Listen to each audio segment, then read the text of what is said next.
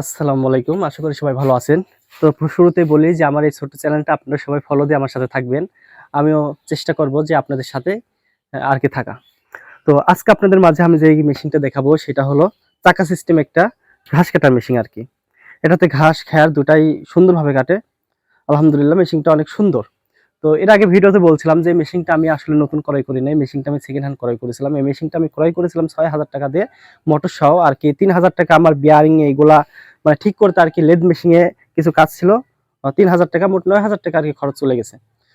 তো এই মেশিনটা আসলে কেমন ঘাস কাটে সেটা আপনাদের আমি দেখাই যে এই মেশিনটা আসলে ঘাস অনেক অনেক সুন্দর কাটে। তো আপনাদের ঘাস কাটা আজকে দেখাবো। আপনারা চাইলে কনভেয়ার যে বক্স সিস্টেম মেশিন গুলো আছে দেখবেন যে অল্প পরিমাণ ঘাস দিলে পারে অনেক মানে অনেক দ্রুত আরকি ঘাস কেটে যায়।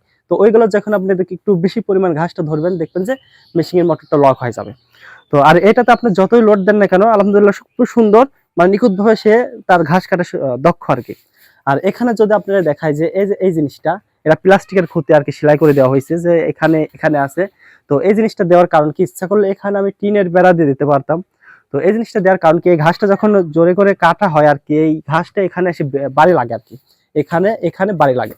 এখানে যদি শক্ত টিন আমি দিয়ে দিই তো এরপরে বাড়ি লেগে আরকি সেটাই আমার গার উপরে চারদিকে ছিটে পড়ে। আর এটা দেওয়ার কারণ কি এটা অনেক নরম এখানে ঘাস লাগলে আর কি একটু এরা পাঞ্চ করে এই জন্য ঘাসটা এখানেই পড়ে সেই ক্ষেত্রে সুবিধা। তো এখানে যদি এগুলা না দিয়ে যদি একটা বড় জুট আর কি দেওয়া যায় তো ওটাই সবচেয়ে বেটার হবে। তো চলেন আজকে আমার ঘাস কেটে দেখায় যে আসলে মেশিনটা কেমন ঘাস কাটে। তো এই ঘাসটা আর কি মেশিনে কেটে দেখাবো সাথে প্লাস আউর কেটে দেখাবো যে কেমন কাটে আমার মেশিনে।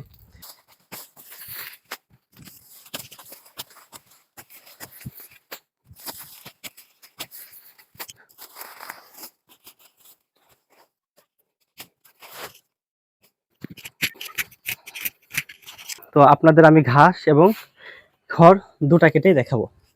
বিসমিল্লাহ। প্রথমে মোটরটাকে আর কি সুইচ অন করে চালু করে দিতে হয়।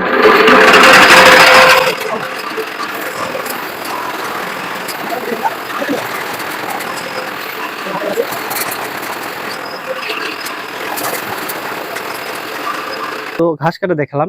এবার আপনাদের আমি এই মেশিন দিয়ে আর কি খড় কাটা দেখাবো। যেহেতু এই মেশিনটা মানে নরম খড়ের প্রতি একটু দুর্বল, তো আপনারা সবসময় চেষ্টা করবেন যে খড় যেন একটু গায়ে শক্ত থাকে, আমি একটু শক্ত শক্ত আর কি হয়ে থাকে। তো এক হাতে আমি আপনারা আবার যদি কেটে দেখাই, তারপরে দেখেন।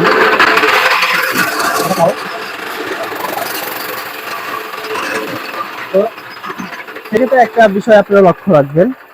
তো যখন এক আটে আওয়ার সিঙ্গেলে দিবেন তখন দেখবেন লাস্টে আটিটা এরকম আওয়ারটা আর কি পেছায় যাবে।